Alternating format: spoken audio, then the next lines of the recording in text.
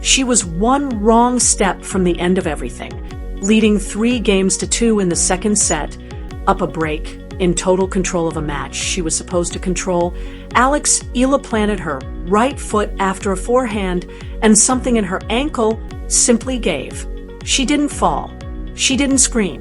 She just stopped for half a second in a way that made 10,000 people in Toronto stop breathing with her.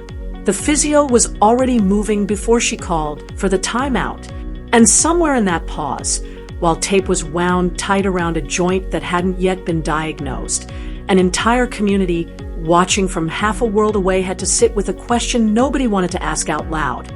Is this how it ends? Not the match, the run, the story, the thing that had turned an ordinary WTA 1,000 second round tie into a cultural event, into flags, into a crowd chanting a name that 18 months earlier, most of the tennis world couldn't have placed on a map. She still had to finish the point. She still had to hold serve. And somehow, taped, limping, visibly favoring the leg, she did. She won the game, and only then walked to her chair and let the fear show. Later she would describe it in the flattest, most human way possible.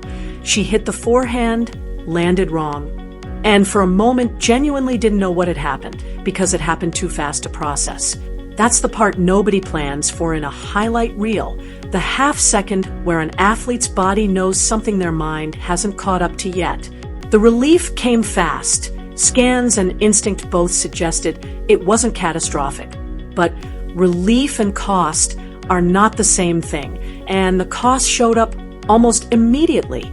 Katie Boulter, sensing the opening any competitor would sense, closed her movement down, shortened the points, and started taking games. 3 in a row. The second set slipped away, 7-5, and for the first time all tournament, the crowd's noise had an edge of worry in it instead of celebration. This is usually where the story turns predictable. Injured player fades. Healthy player closes it out. Everyone writes the same paragraph about heart not being enough against a body that won't cooperate. Eala had a different idea. Between sets, she made a decision that tells you more about her than any statistic could. She had the tape cut off, not tightened, removed.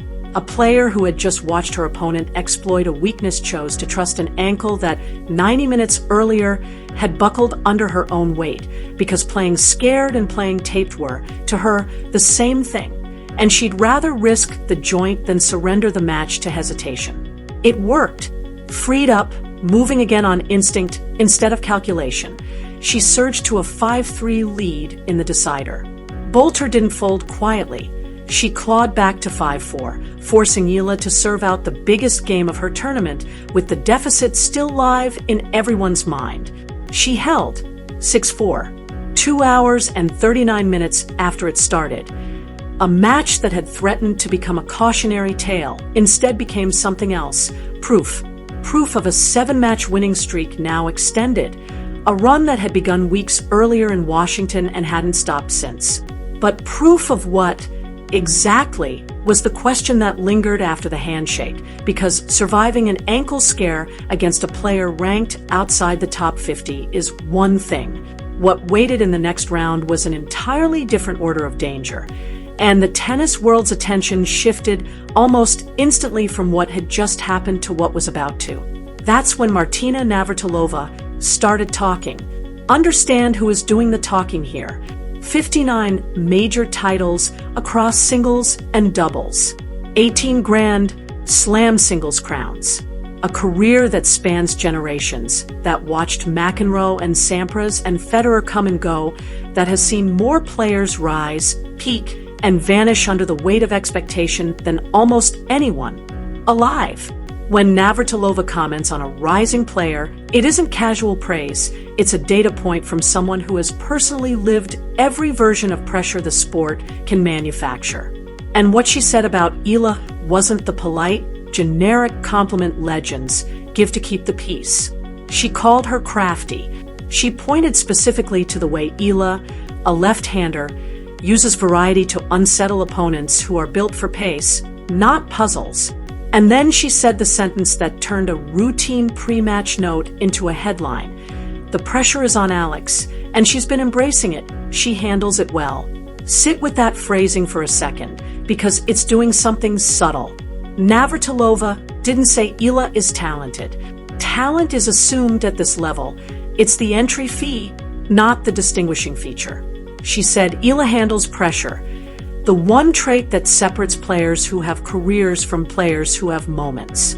Navratilova has watched hundreds of gifted juniors flame out precisely because the stage got too big for their nervous system. She was telling the tennis world, in her own understated way, that she doesn't think that's going to happen here.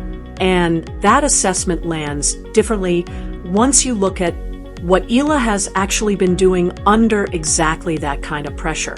The Washington title wasn't a lucky run through a soft draw. She went through the top 3 seeds to get it, beating world number 3 Jessica Pegula in the final. Add that to a resume that already included wins over 5 top 10 players this year, and a 3-set victory over reigning Olympic gold medalist Jung Chin-wen in her very first match of that tournament. And a pattern starts to emerge that looks less like a hot streak and more like a threshold being crossed.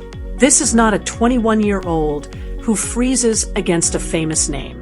If anything, the bigger the name, the sharper she seems to get, which is exactly why Navratilova's comments carry weight instead of just noise, and exactly why the next name on Eala's schedule matters so much.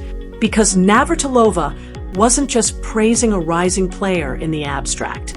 She was, whether she said it outright or not, sizing her up against what comes next. And what comes next is Belinda Bencic. If Eala represents the disruption, the crowd, the flags, the sense that something unprecedented is happening in real time, Bencic represents the established order pushing back. 29 years old, Olympic gold medalist from Tokyo, a former world number 4 with US Open and Wimbledon semifinal runs on her resume and multiple 4th-round finishes at the Australian Open. She won this exact tournament, the National Bank Open, back in 2015, and she didn't back into that title. She went through 4 top 10 players to get it, including, at the time, the most dominant player alive, Serena Williams. That one happened a decade ago, which tells you something else important. Bencic isn't just experienced, she's enduring. She went away, maternity leave, a ranking that fell to 421 in the world, the kind of drop that ends careers quietly and without headlines, and she came back climbing all the way to number 11 by the end of her first full season on tour again. This year alone, she's added a mixed doubles title at Indian Wells, a quarterfinal run in Miami, 4th-round finishes at both the French Open and Wimbledon. She reached this round in Toronto by grinding past American Taylor Townsend in a 3-set battle that went to a 2nd-set tiebreak and stretched deep into a final set, the kind of match that tests a player's legs and her patience in equal measure. In other words, whatever fatigue or physical uncertainty Eala is carrying into this contest, Bencic is arriving with battle scars of her own, and neither woman is walking in fresh. Here's the detail that changes how you should watch this match, though. The two of them have never played each other. Not once. No prior meetings, no tape either player can lean on beyond scouting reports and instinct. In a sport where rivalries are usually built through years of repeated collision, this is a genuine first contact between a battle-tested champion and a player the champion's own peers are starting to talk about in hushed, careful tones. Bencic has the resume. She has the trophy from this exact event. She has walked into hostile, electric atmospheres before and found a way to silence them. But Eala has something that doesn't show up on a resume and can't be manufactured by experience alone. She has a crowd that isn't just supporting her, it's organizing around her.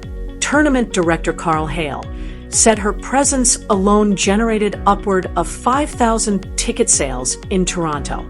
Eala herself recalled a stranger in the stands telling her they wished they were Filipino just for that night. That single sentence is worth pausing on, because it captures something bigger than sport, a fan base that isn't just watching a player win, it's watching itself be represented on a stage it rarely gets access to. And that kind of emotional stake in an outcome doesn't fatigue the way a body does. It was there in the Bolter match when the ankle buckled and the flags stopped moving. It'll be there again when Bencic steps onto the court. Whether that atmosphere becomes fuel or additional pressure is, in some ways, the real subplot of this entire match, because Navratilova's endorsement wasn't only about forehands and footwork. She specifically praised the fans too, calling their patience and devotion something worth honoring, and she pushed tournament organizers to give them better courts and better